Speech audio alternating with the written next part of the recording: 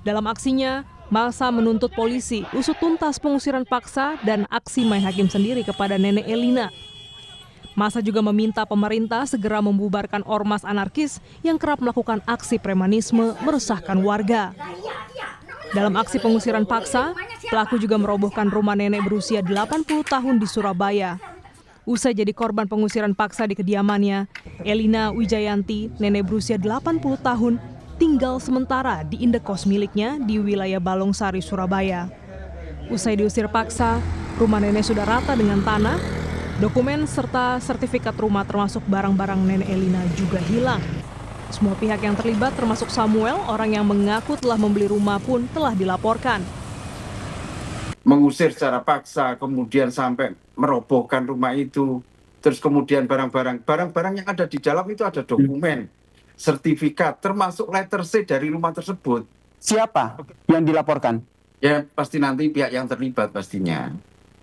Ya termasuk nanti ada di situ sama katakan yang melakukan pencoretan atau mengizinkan sampai alat berat masuk ke kampung tersebut sampai, mohon maaf, merusak objek rumah itu.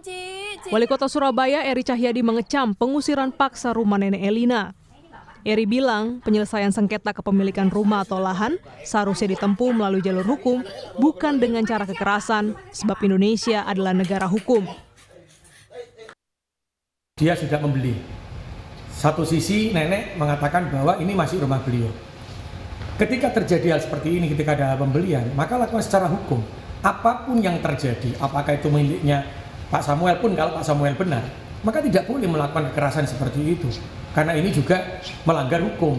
Maka kita lakukan, ini negara hukum, ya kita berjalan sesuai hukum. Dalam program Kompas Petang, Guru Besar Hukum Pidana Universitas Pelita Harapan Jamin Ginting menilai eksekusi dari putusan pengadilan dilakukan jurusita dan dibantu aparat penegak hukum. Upaya terhadap eksekusi yang berdasarkan putusan pengadilan yang telah mempunyai kekuatan hukum tetap tidak pernah dilakukan oleh ormas, Mas. Maka kalau ada ormas yang melaksanakan eksekusi, ini ilegal menurut saya, sehingga itu bisa dikenakan pemidanaan. Perbuatan itu dilakukan secara melawan hukum. Nah, kalau demikian nanti pembongkaran dan itu dianggap tidak sah.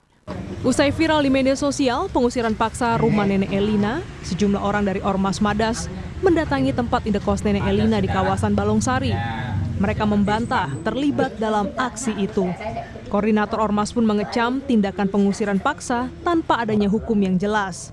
Tim Liputan Kompas TV, Surabaya, Jawa Timur.